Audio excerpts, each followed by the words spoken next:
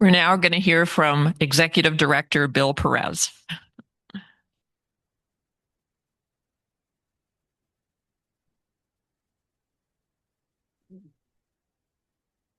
Good afternoon, everyone. Pleasure to be here. It seems like a heartbeat away, but it was a year ago, spring of last year, when I first met with many of you and spoke to what the vision was longer term for RASC. We are still on that journey, and today I'm going to provide you with some of the updates that we have, including some that were unknown to us at the time when I first joined, and that was the transition over to a shared services operating model. So if we could advance to the next slide.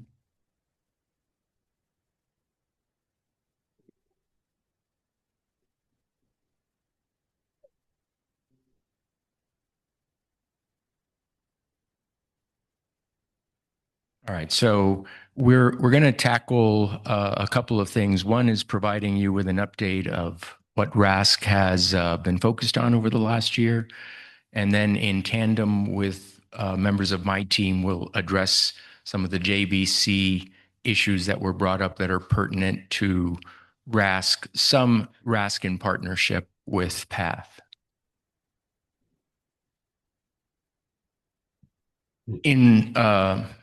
In the most general sense, one of the largest changes that transpired in terms of how we operate is the realignment that took place, 7 months ago now.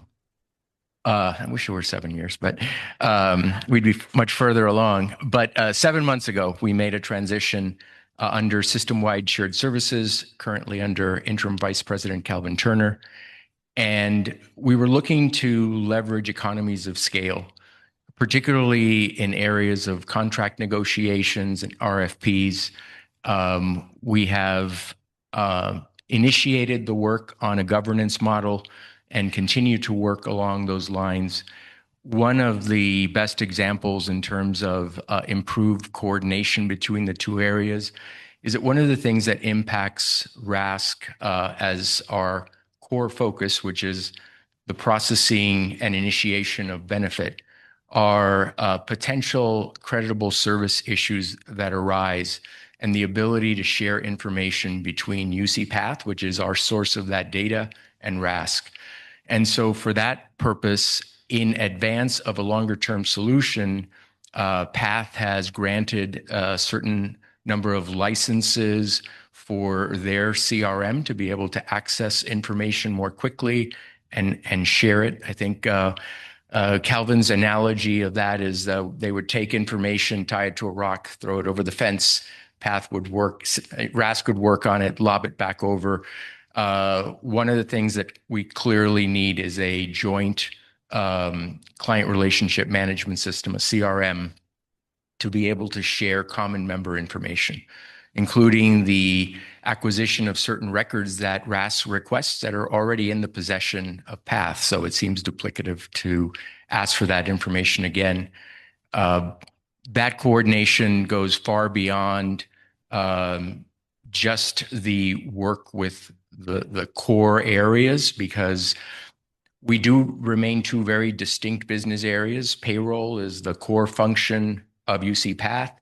Ours is to ensure the initiation of benefit and also those factors that are associated with it. Any concerns that members have as they approach retirement, in which we have endeavored to grow our counseling services and will continue to do so in the years ahead.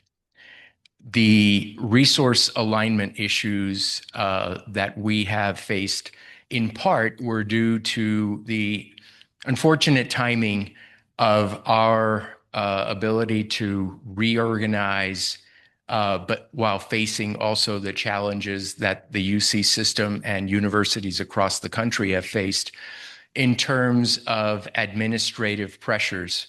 As a result of that, as you're well aware, there's been an ongoing hiring freeze, which has a process to request mission critical positions, but it's a process that moves slowly.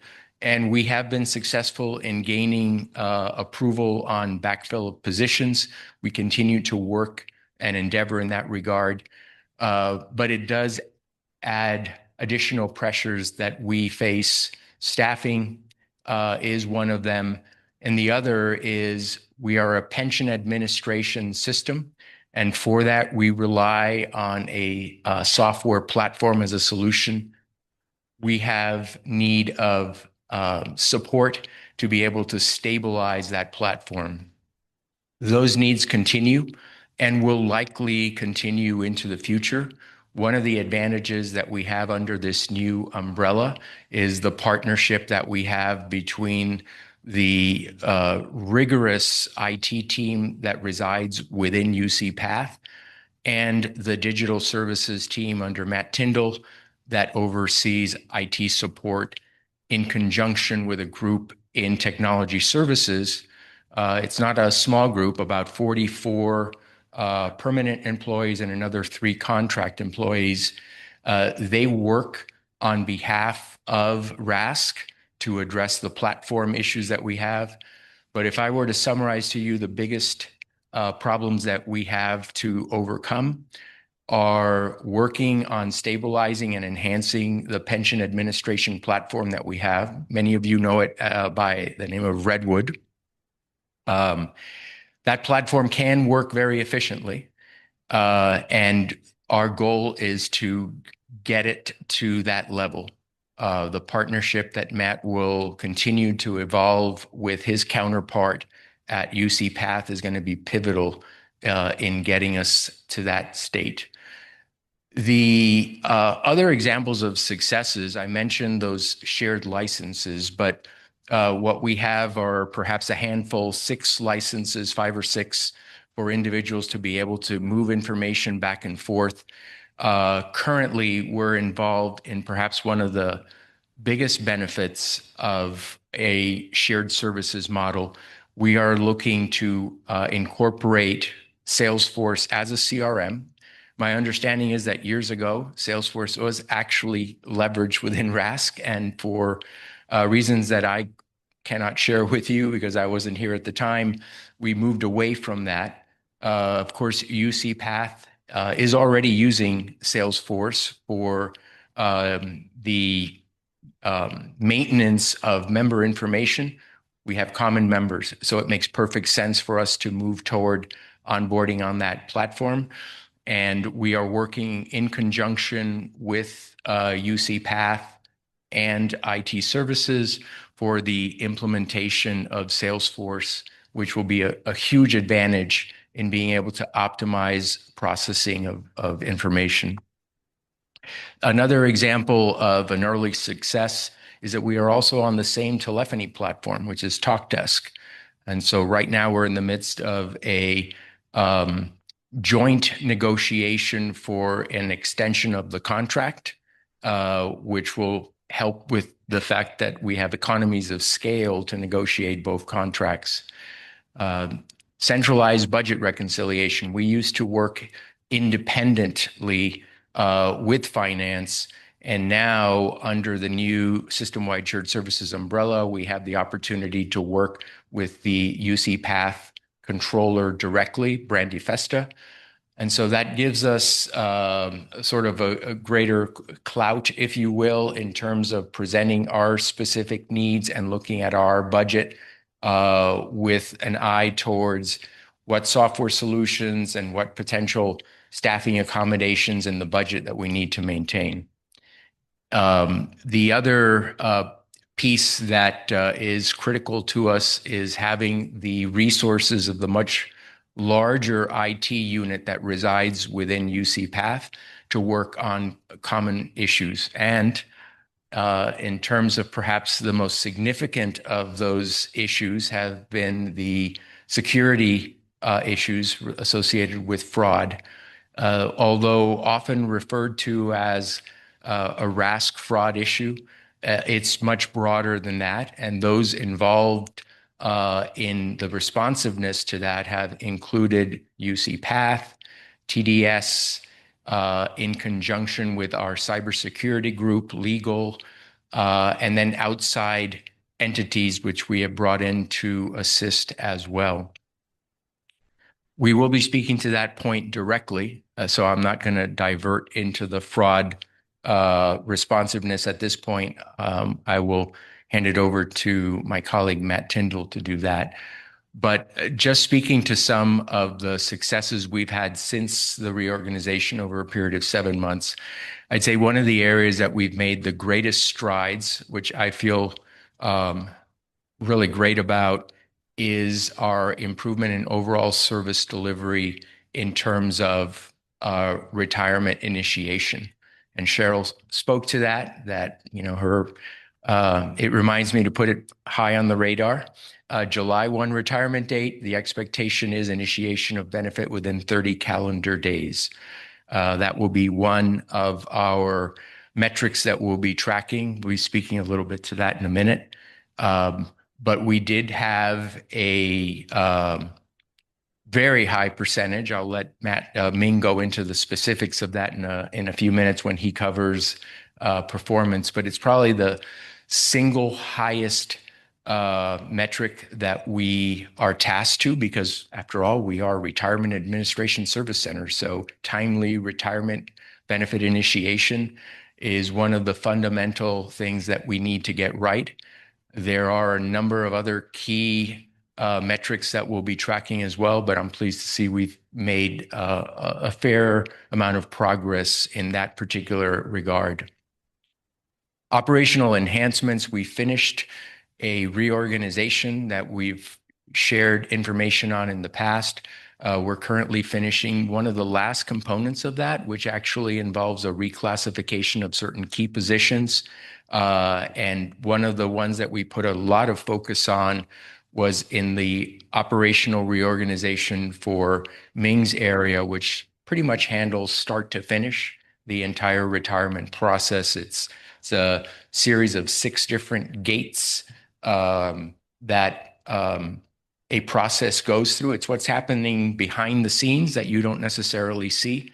But from start to finish in a retirement, there are about 6 distinct areas that touch something before a retirement benefit is initiated. The member experience is one of those things that is at the core of everything we do. We are all here within RASC to serve all of you. And those as they contemplate transitioning from active to retired. And so to that end, we want to make sure that we're providing a low effort experience. That is the key element. When something is easy, I still remember those red "that was easy" button. I hope that at the end of this, if I were to reach out to Cheryl and ask her, how was your retirement experience? She'd be able to hit that button and say, that was easy, because it shouldn't be challenging. And I know that there are unique instances for some of our members that do find the process more challenging. In some cases, it might be associated with difficulty in navigating language.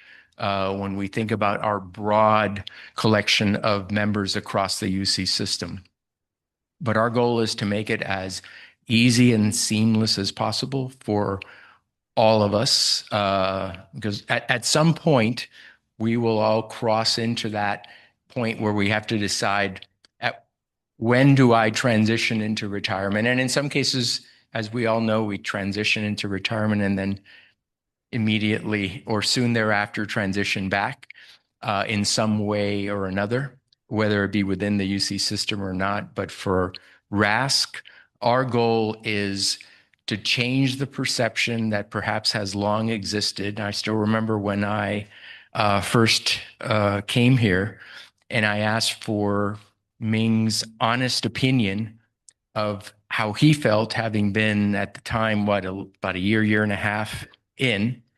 And I said, give me a candid response. Well, how do you think we're doing? He said, well, Bill, I think we've gone from an F- to a D+. And I'm like, oh, that doesn't sound good at all. So if I'm a tough grader, my significant other always says, you're really tough grader when it comes to films. For something to get a 10, it has to really knock it out of the park. I would say right now we are at a C minus. So we're still, there are plenty of opportunities for us to improve the level of service delivery. And our goal is to achieve that within a reasonable period of time. We are looking to also have a basis upon which to gauge how good of a job we're doing. And so part of the Joint Benefit Committee report mentioned that I believe the way that it was framed is you provide a lot of charts and graphs and everything. Looks like you're doing a lot of work and you're very busy, but we'd love to see concrete metrics, KPIs that speak to how you're doing and where you plan to be at a period of time in the future. And so to that end, my predecessor, Bernadette, actually reached out to CEM benchmarking. I've worked with CEM benchmarking for many years at CalSTRS and also at TIAA.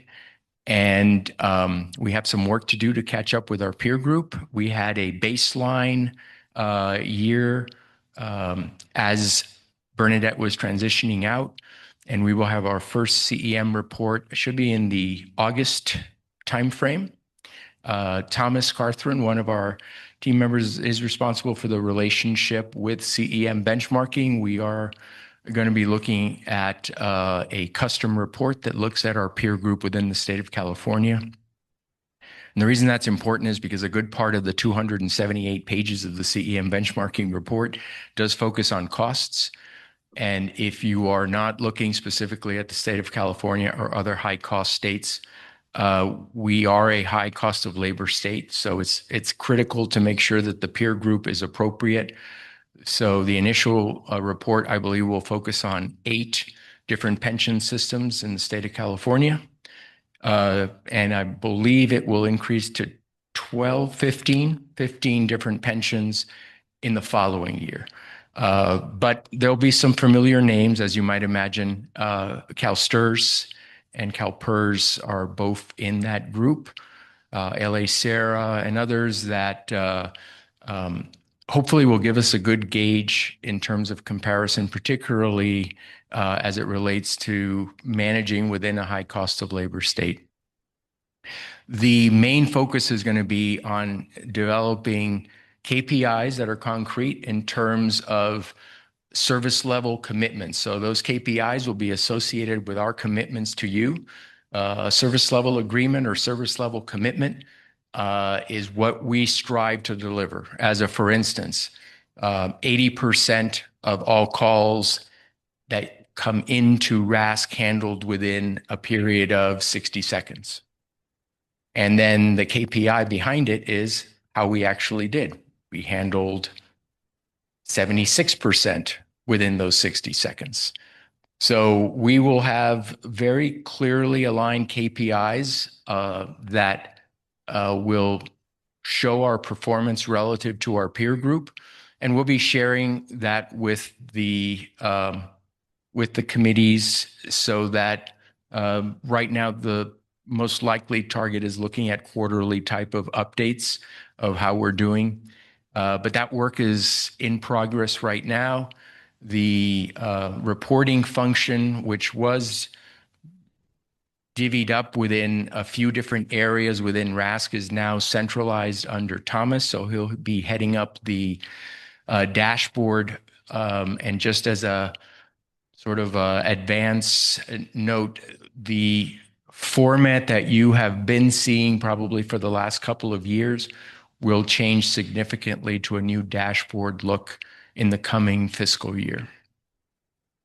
So with that, I'm going to transition over to my colleague, Matt Tyndall, who oversees digital experience and IT support for RASC to cover a couple of other topics relative to fraud.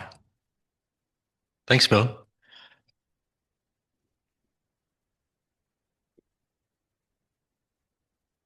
I guess I'm going to walk around since it's easier to read the on-screen version than it is the I have to press my own button here. Okay. Security update. Everybody's favorite topic, security and fraud.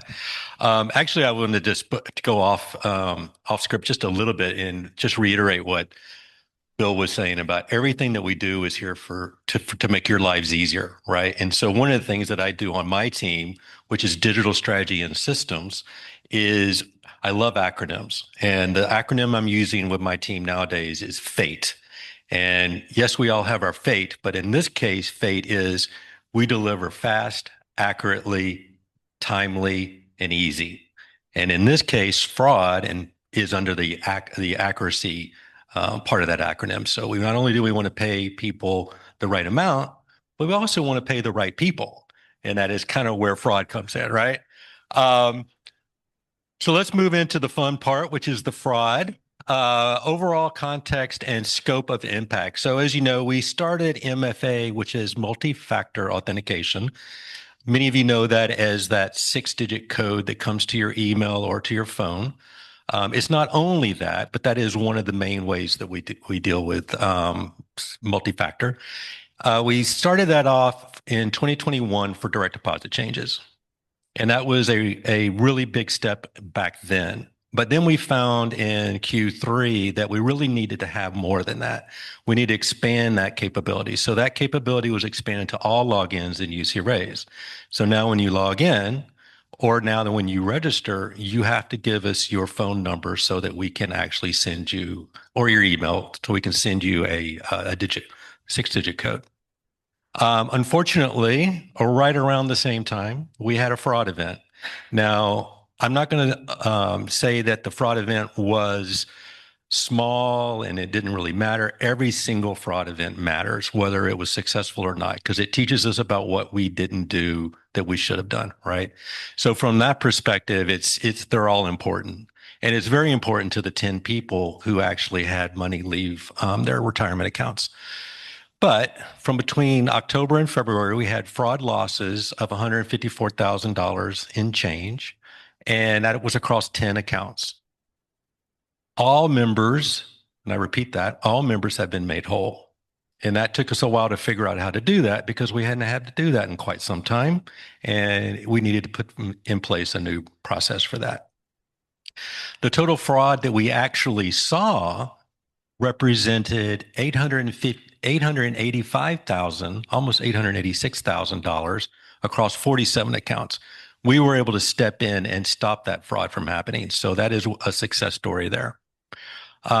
We have not incurred any fraud since December 18th, and there are multiple ways to count when it comes to this. There's when did the account get access for the very first time? When did the demographic change, whether it be direct deposit change or an email change or a physical address change? When did that occur? Or when did the fraud actually show up and money left the building, so to speak? This is when we found the fraud, when we internally knew that something was up and we needed to look at that account more closely. So in December 18th is the last time we have seen fraud. We have been very, very, I won't say lucky because we're working really, really hard to manually make sure that we are looking at everything. But we've been lucky in the sense that we haven't yet had a fraudster come in and figure out a way around the controls we already have put in place. So that's a good thing. Just some basic counts here. We have 395,000 UC Raise accounts, and only 10 accounts had funds lost. Again, every single one of these is important, and we have taken this very, very seriously. I think from there, any questions on that before I move on? Because this is usually the slide that everybody wants to talk about. Yes.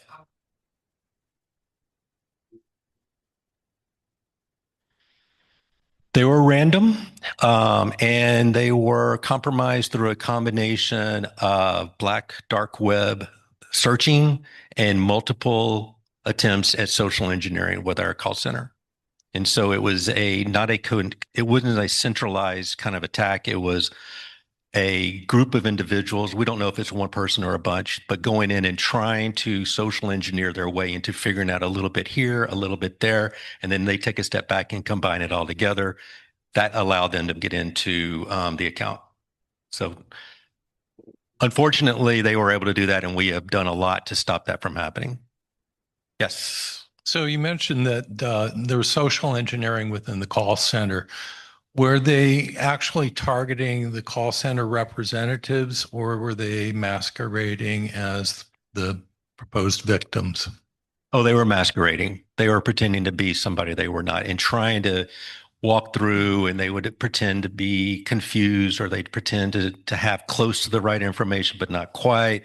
Potentially the CSR might repeat back to them what they thought they heard, and that's kind of how they did that thing. And they do it multiple times for the same account. So a follow-up question then is, what kind of controls are now in place to prevent that?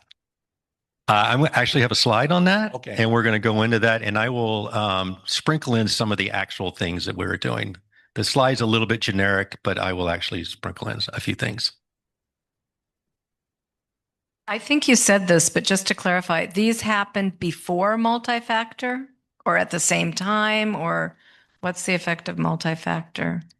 The effect of multi-factor is that it stopped the bleeding. So these happened before. It happened before. Okay. Yes. Yeah. Okay. I'm going to switch slides because I am also on a timeline.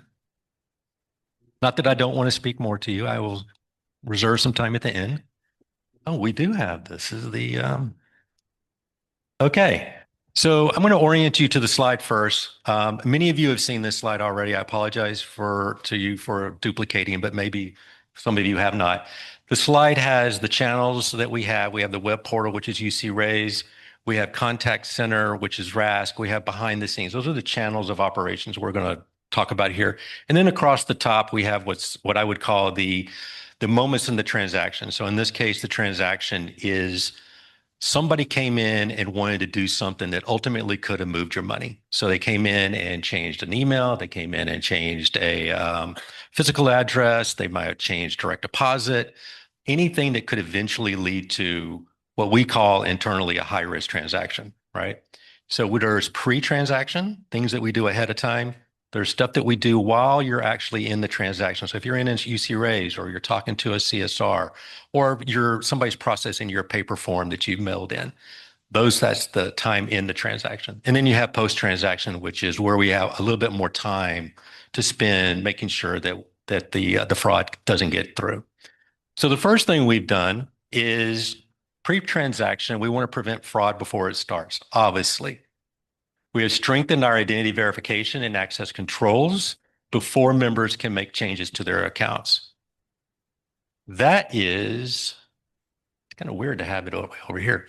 Includes multi-factor authentication, again, OTP, one-time passcode, right?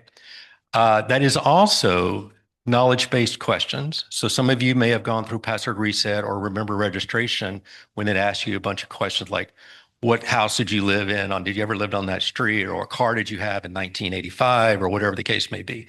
Those are knowledge-based questions. We have strengthened all of those knowledge-based questions. It is also, when you get into the call center, it's system-based questions. So what do we know in the system that potentially we might ask you to confirm you are who you say you are? We have strengthened those questions as well. So those are two areas that have been very important to prevent additional fraud. Enhanced staff training. So that social engineering aspect that I discussed earlier, that's where the training comes in. We need to be constantly training our staff on asking the right questions, staying on script, staying with the process, follow the work instructions. Don't freelance, because there's a reason why we ask those questions, right? And that is part of what we're doing with training. It's constantly getting better and better at that. Tighter safeguards around sensitive updates. So for example, if somebody changes direct deposit, we're going to look at that now. We're going to look at that routing number. We're going to look at the account number. We are in the future going to be able to verify account ownership of the new account to make sure that that person who is on that new account is actually the person in our system. So that'll be something that we can do later down the road. That is not that far down the road. We're talking to people about how to actually implement that, both in the call center and in UC Raise. And then behind the scenes, we are continuously looking at different ways to improve identity verification. And There's a difference. It's somewhat a nuance, but it is important. Identity verification is that initial set of evidence that you provide to us to confirm that you are who you say you are. So UCLA's registration is an example of identity verification. Authentication is when we take that identity verification and turn it into username and password. And now the username and password is a proxy for the original evidence that you provided to us. So we manage those separately, but they are very complementary. So you might hear me say one versus the other. Just think it's identity verification, making sure you are who you say you are.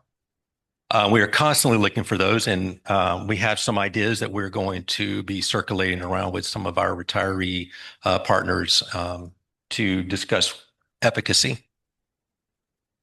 If we move into the time of transaction, that is at the moment. So you're in UC Rays, for example, and you're making a change, right? We have put in additional safeguards. It could also be that if you're calling in, those are safeguards there as well. If you're sending in paper, again, at the time that somebody's doing that process and they're looking at that piece of paper and they're doing the things that they need to do in that moment to check for fraud. So some of those things are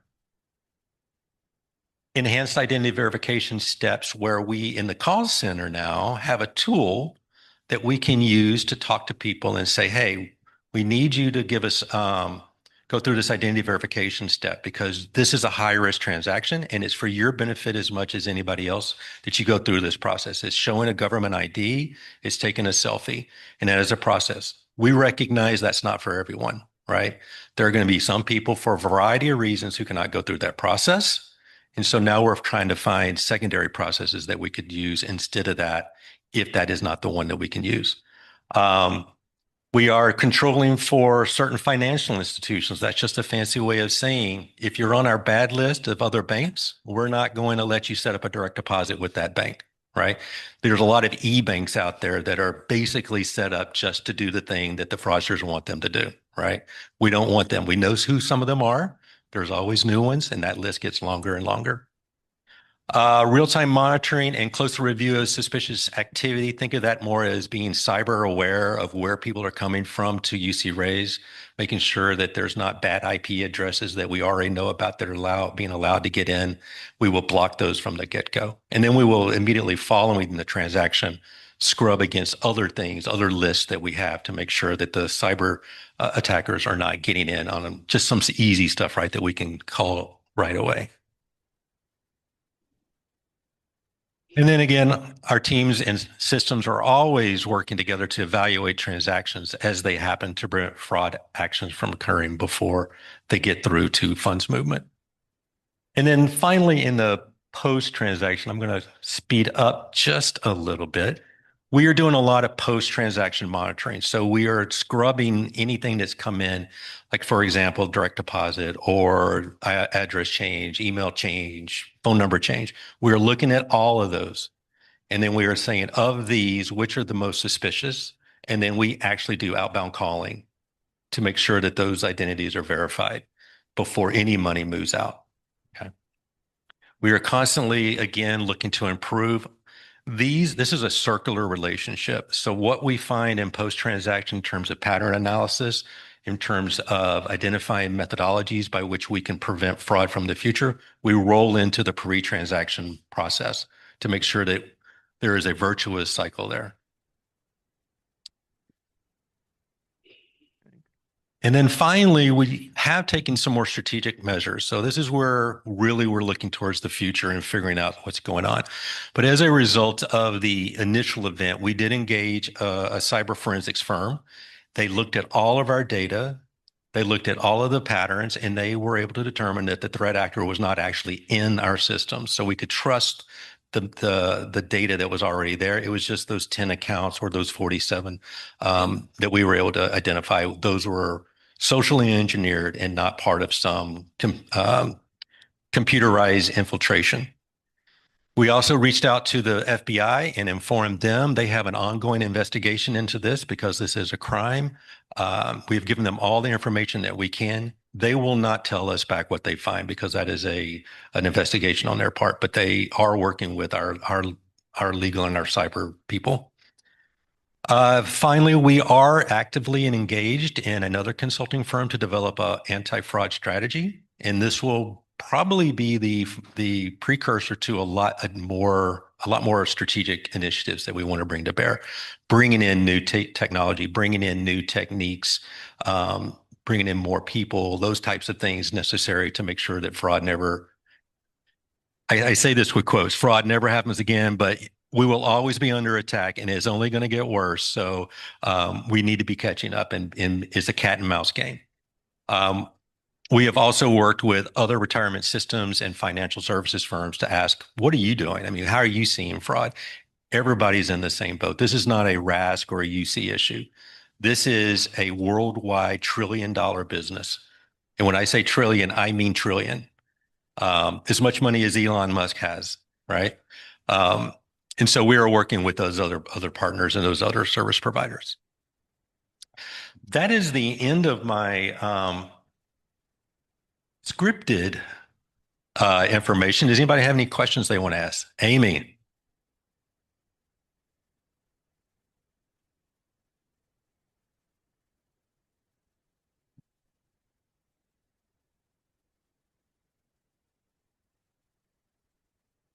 Matt, that was fabulous. Thank you. Thank you. Really appreciate you walking us through that, and it looks really good. I'm really impressed. So tell us, what keeps you up at night these days? I have three things that keep me up at night, and it's short, medium, and long term. The short term is, how do I get everybody authenticated? How does every single person who's a retiree, regardless of their circumstance, whether they're technologically astute, whether they are in a hospice care and they need to do something really fast, whether they are right out of employment and don't even know what they're doing, they just know they need to get in a UC raise and sign up for something, right? How do I get everybody authenticated? And that's really a hard thing, because we have so many use cases to deal with. We have relationships with people for a half a century, easily. From the moment you onboard as an employee and you come in and sign up for this weird thing called a UC raise, that I don't need to know that, right?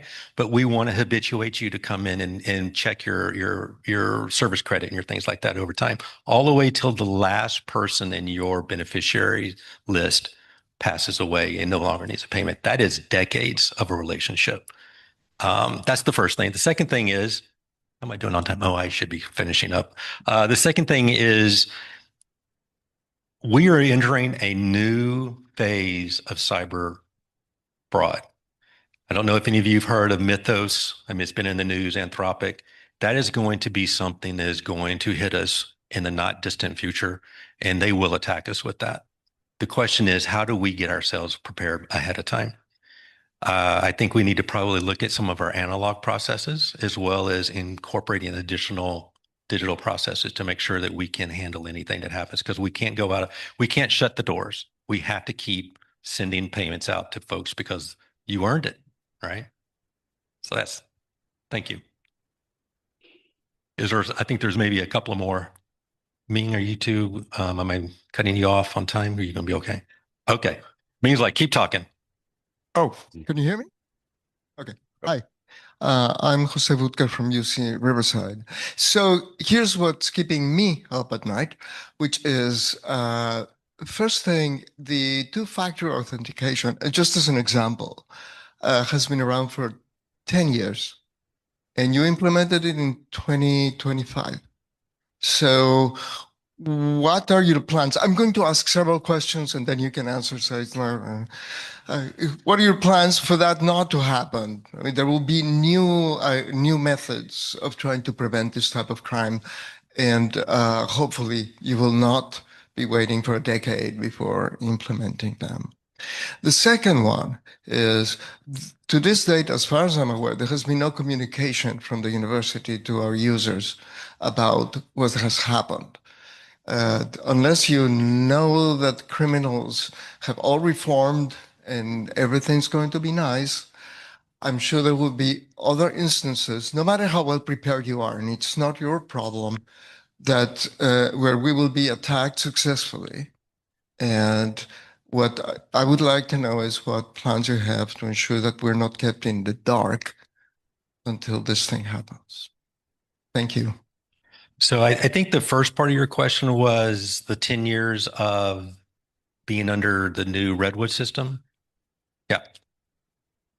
So I think we're going to have a variety of things that we do in the next year or two, right? Which is using AI to fight AI, using analog to fall back and give us time to regroup, using different ways of doing pattern analysis. I think those are the things. It's not going to be one silver bullet with this. This is going to be a multi-pronged, probably institution-wide kind of response that we need to make sure that fraud is handled in an appropriate way. We are talking with UC Path about the potential reuse, not reuse, but using the same credentials to get into Path and to UC Rays. That's one thing. The fewer credentials there are out there floating around, the fewer trouble that we might find ourselves in. We're also looking at, and this is not me personally, this is the IT organization looking at how can we create a UCOP system-wide kind of framework for security across all the campuses. And that's at the very beginning stages of a conversation. That's probably going to come out of Van's organization, which is on the IT side. The communication one, I think, is just an ongoing way that we need to improve how we reach out to you. We need to improve how we communicate to you that, hey, there's something up, either with your account specifically or just in general, right? There are things that we can and can't say in the moment, right? I can't say to you in a communication that we're under a cyber attack, right? Because then I tip my hand to the bad guys and then they change as soon as they find out that we're on to them. So we have to do things in the background to kind of avoid tipping our hand while also giving you information at the same time. And that's a real delicate balance for us. It's a very delicate balance. And we will be talking, I think, to some of our ERAC partners and our other smaller item team partners to figure out what is the right balance between information and security. Yeah.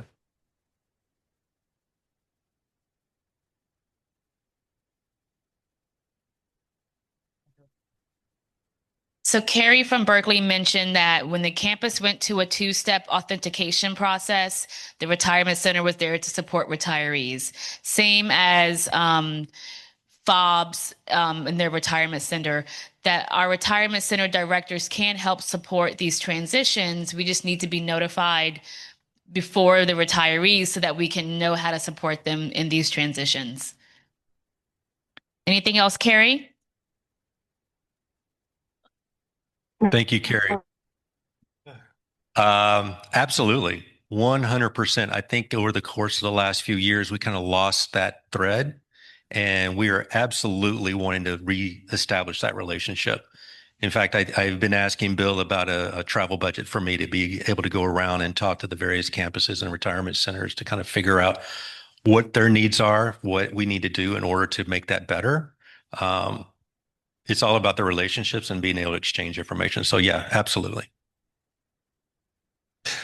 Yeah, Matt, again, thank you very much for this. This is really, really hard. And we all really appreciate your talking to us about it.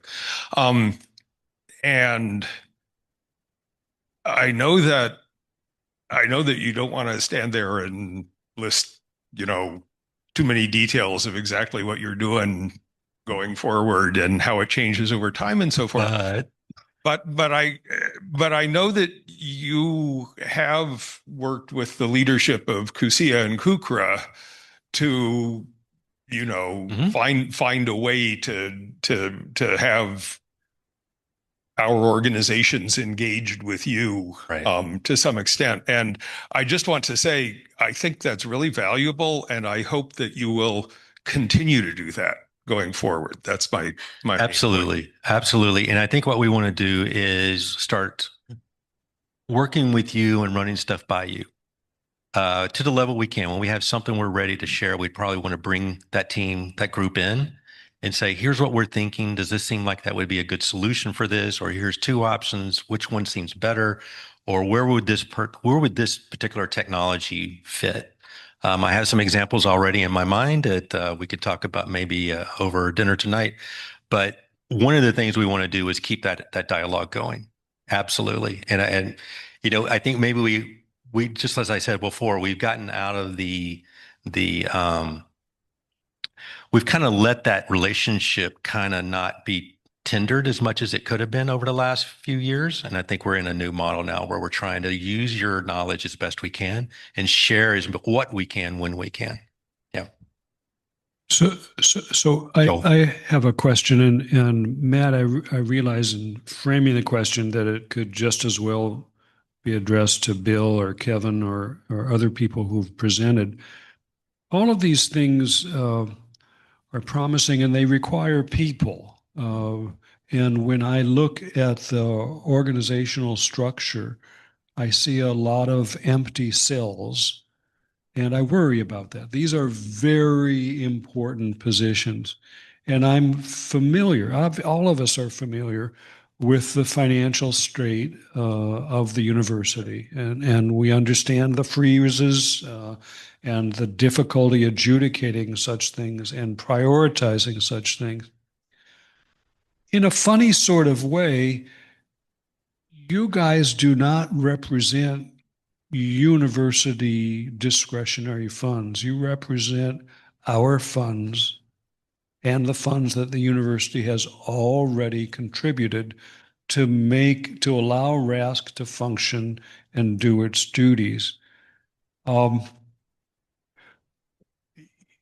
realize you can't answer this for a variety of reasons, but I would like to just say that I think the university needs to address quite seriously the holes in the structure and to fill those holes out of sequence, since we're not talking about discretionary university funding.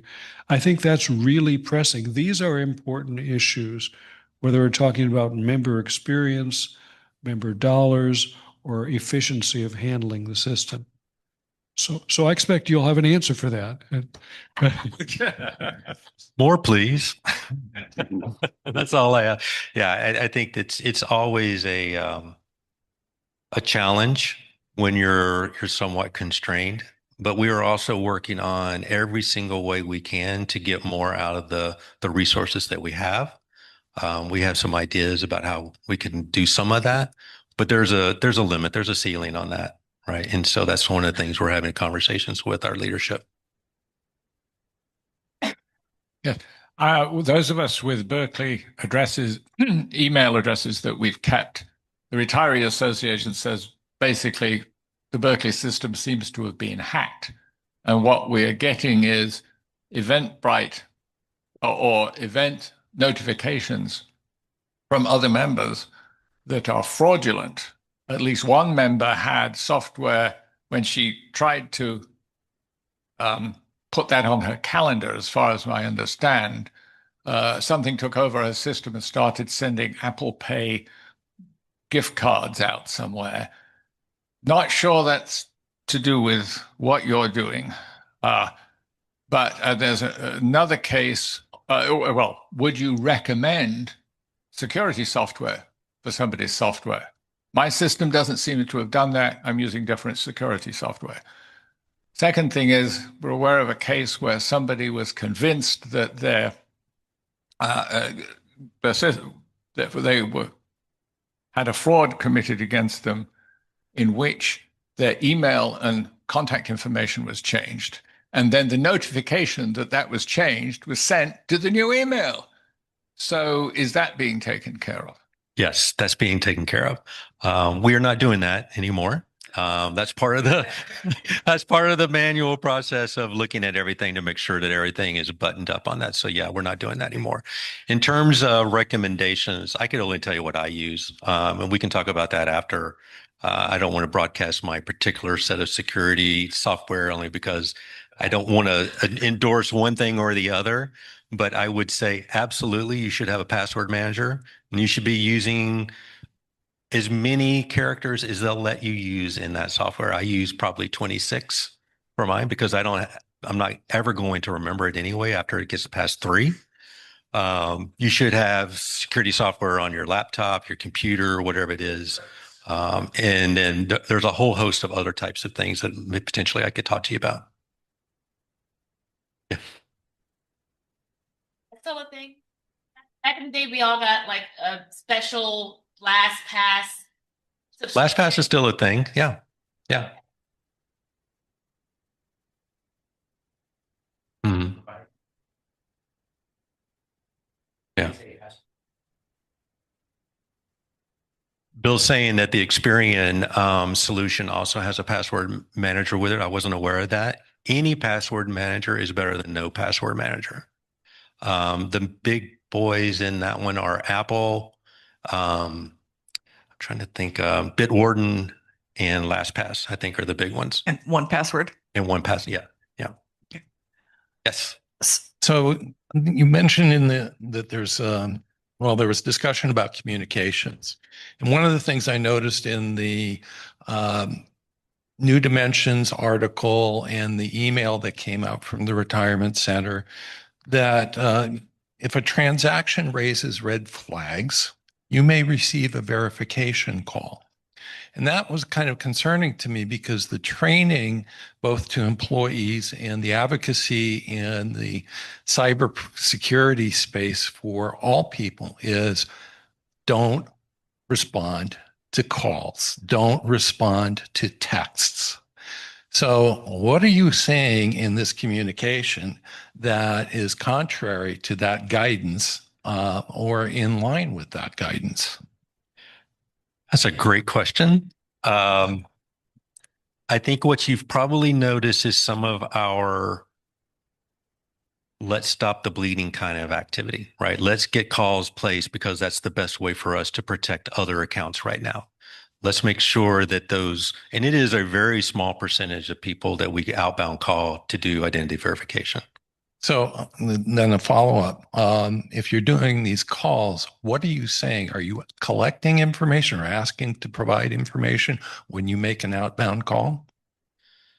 My understanding, and Ming could speak to that, but yeah, because his team actually does the outbound calling. Okay. Yeah, so as part of the outbound call, so John, to the first question that you asked, though clearly when a person gets this call, they're suspicious, right? Right. So one option we give them is you can go online, you could dial the RASC, the official number. Okay. Call in, right? In that call tree right now, right, is a prompt. Okay, for if there's unrecognized activity on your account, or if somebody from RASC called you, okay, you can hit that prompt and you'll be live transferred to one of our compliance folks. Okay, so that's one way. If a person is suspicious, they can call into the main line and we can handle it that way. Okay. On what happens on these calls, so I think Matt talked about one of the services that we've added where there is a ID and selfie verification. That is the primary ask, right? Is to go through that process. Yeah, and my chief concern is that when somebody gets a call, we're training them to be suspicious, right, just in general. So we can talk about this offline, but if the script includes on this outbound call, give us your information, I have a problem with that. Mm-hmm. Sure. So I'd like to learn more about that and be more comfortable. We could do a follow up on that for sure. For sure. Yeah. So I appreciate your candor in self-grading, although there is no F minus. You can't get lower than an F. So this question may be for Bill or for that. So the issue is that we now have this chronic condition of low expectations. If you message RASC about an issue, almost anything, it's kind of like the old Roach Motel or a black hole. It just goes in and you never hear back, whether it's, insurance, like you have to say, gee, I haven't heard anything. I'm going to go in and check myself. Oh, it was changed. Nobody told me. Or, yes, we received your request for a direct deposit change. We're going to now authenticate it. Yay. Where's the, and someone will get back to you, or a decision will be made within 3 days or 5 days. Set the expectations, show the respect for the questioner that they're expecting, like if there's a call to action. What action has been taken? Has it been done? Do they need more information? So just closing that loop would help people feel better, like the system is responsive, even if you're not doing anything differently. But I appreciate you have these great plans to improve both the communication side and the fraud protection, all good stuff. I would like to say that what you've done there is highlight for us exactly where some of the deficiencies are in our system right now. And that's one of those things about status updates and how it integrates with UC Rays, or how it integrates with an outbound email, or how it integrates with mail. We are working on that. We are very aware that we don't do a very good job of showing progress and where you are in that state anywhere. I don't want to say that the new Salesforce, new UC Rays that we're hoping to have in about a year from now, that's probably tipping my hand, is going to solve all those problems, but it will make it much, much better because it's a solution designed to provide exactly what you just described. Yeah. Yes. I'm popular. I know.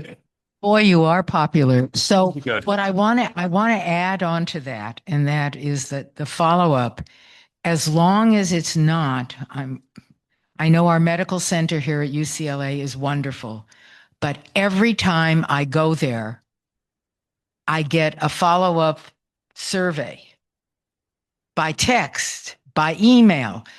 So if you're going to do follow-up to find out what the quality of your service is, it can't be something that is automated like that goes out every time somebody has an experience with you, because that is as frustrating as everything else that happens. Thank you. Good point. Good point. So I think we're under some time pressure, or how are we doing? Okay.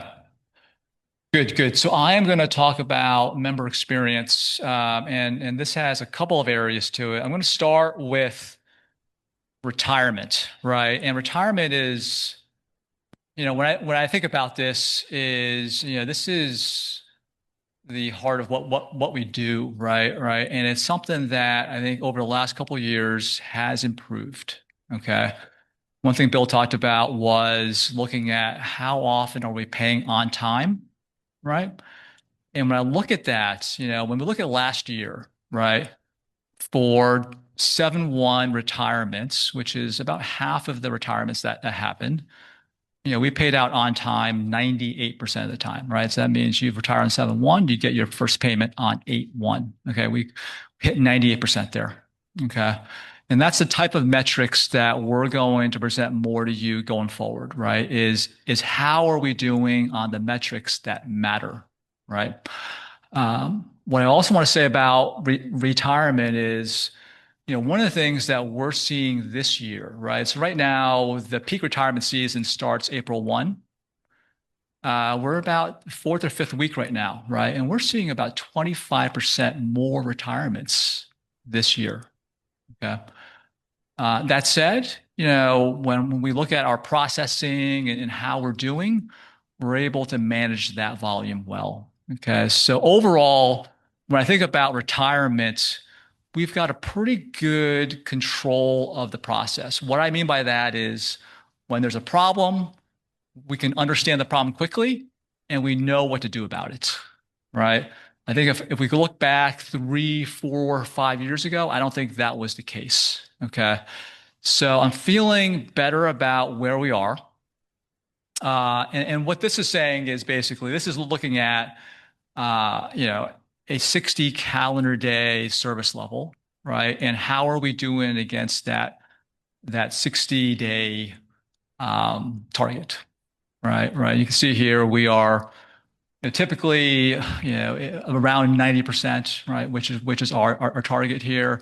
You can see the bottom line. That bottom line is the median days that it's taking. That's coming down. Okay, so overall, I think the retirement story is one where, we've got a lot less on the escalation side.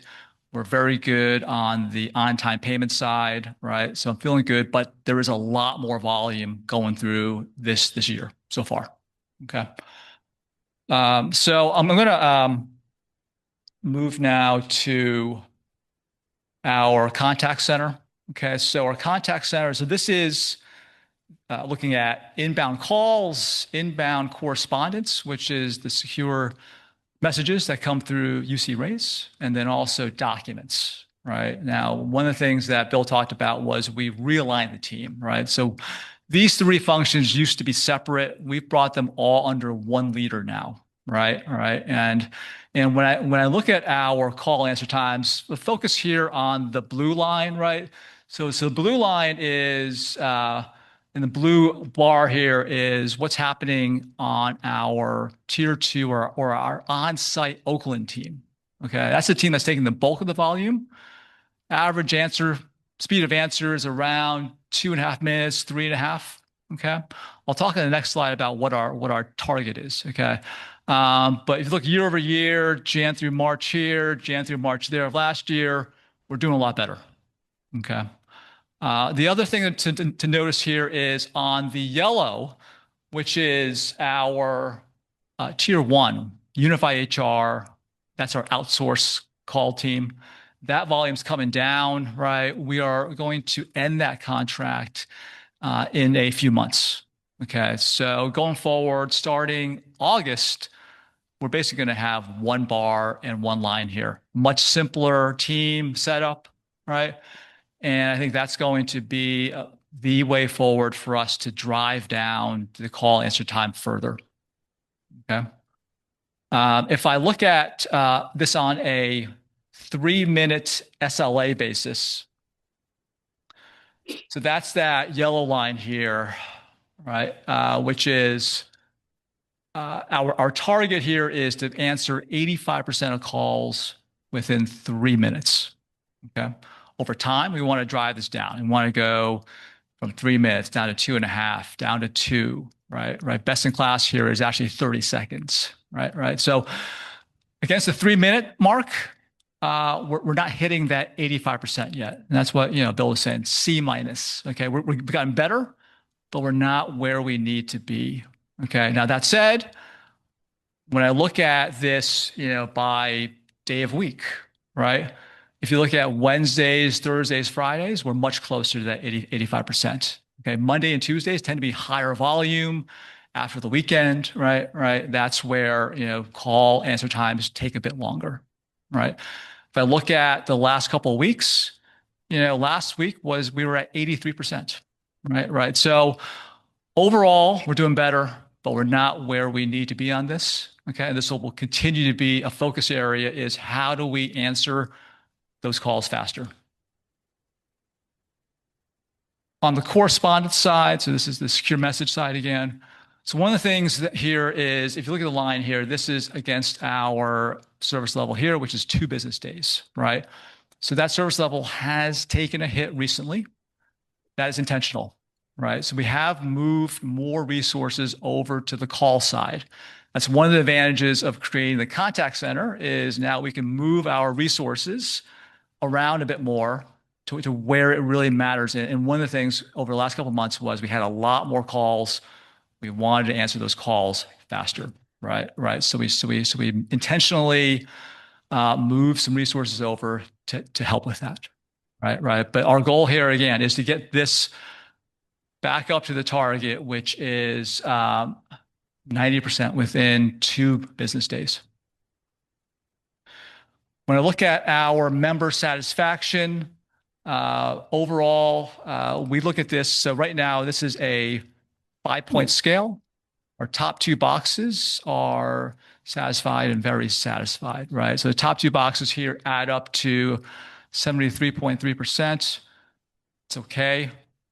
We want to get this to 85%, right? And this is the trend here as well, right? So this is for all calls, the secure message side. We have some counseling in here, and we want to do this for retirement and the survivor process too. That was one of the things in the JBC report that's on our roadmap to expand these surveys. To do this point, we're going to do our best not to inundate you all with this, but this is an important part of how we measure how we are doing. Okay, I'm going to move to survivor now. Survivor is a key focus area, right? I think retirement, again, I think we're doing a lot better. I think contact center, we're seeing improvement there. Survivor is the area where we are not doing what we should be doing here in terms of speed.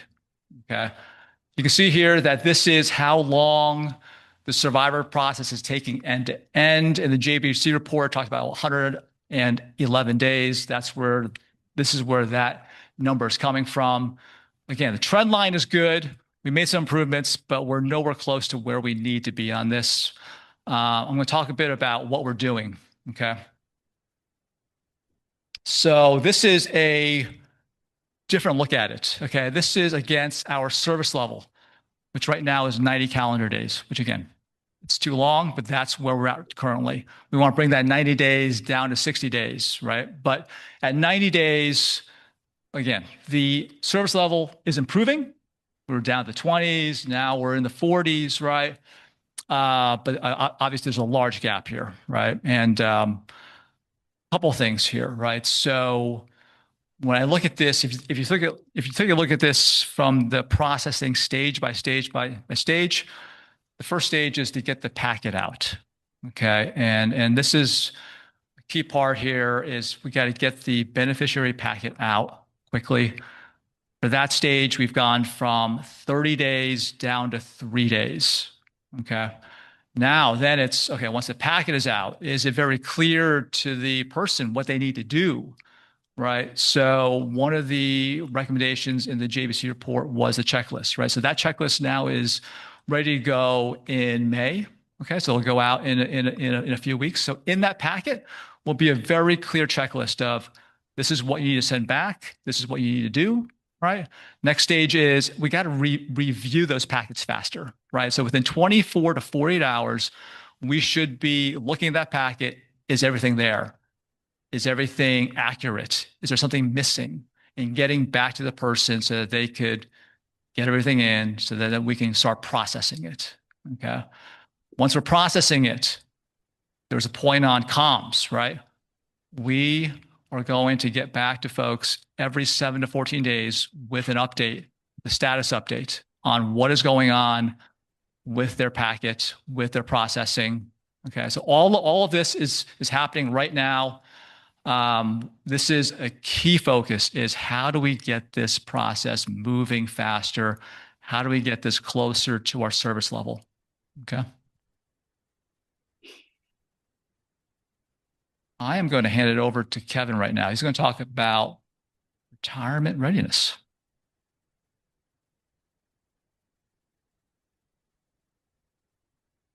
Thank you to whoever that fan was in the back. So good afternoon, everyone. I'm going to give you a quick update on where retirement readiness stands. So what you're going to see on the next slide is a response to kind of what we've heard from the centers and campuses about what they want out of counseling the past several years. But this slide represents the counseling demand from May of last year to appointments that have been set already for April and May this year. So similar to prior years, up until about November, demand remained relatively steady, hovering around the low 20 days to wait between when you're able to see a counselor versus when you book your meeting. So 20-day wait time. As you can see, the demand has remained steady. You know, month over month, we're seeing 400 to 600 members over Zoom face to face, and you can see that we hit a peak rush in April and in May. And part of the reason we're seeing so much demand is the presence that we've had both virtually in webinars. Uh-oh.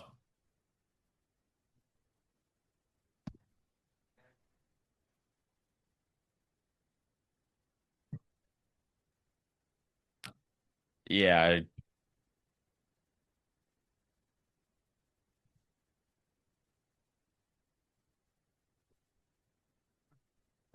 I don't know if I.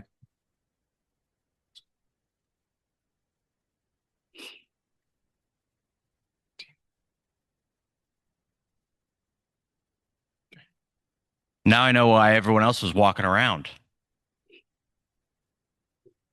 So as we saw this demand coming, right? So in 2024, when counseling launched, we had a little over 5,000 appointments.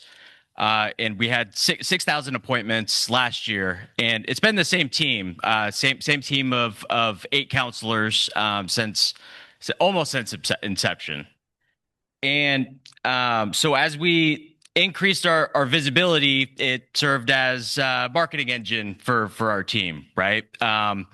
Just from September to April of this year, Retirement Counseling began hosting the UCRS webinars, which includes the Preparing for Retirement webinar, Retiree Health, the Retirement Process Steps webinar, and a new Medicare webinar through the Confident Retiree series. So just with that group alone, we were able to meet with 7,500 members over the live Zoom sessions during that period. We also so 24 live webinars throughout that period. Additionally, we had 12 pathway to retirement webinars, which includes both on-site and virtual presence for campus-specific webinars.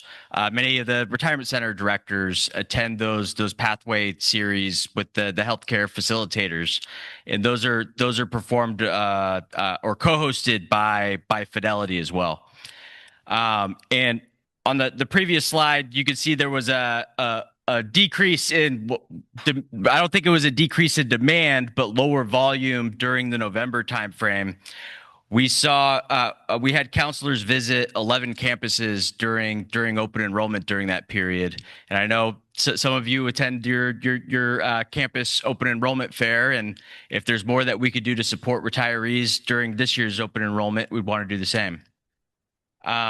So while we still want one-on-one counseling over Zoom to highlight what the team does. And we were able to sustain the number of the wait times between appointments while picking up the appointment volume by 800, and also complementing that with the webinars and on-site visits.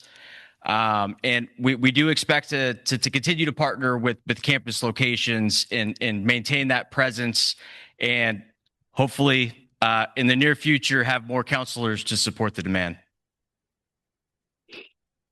Counseling questions?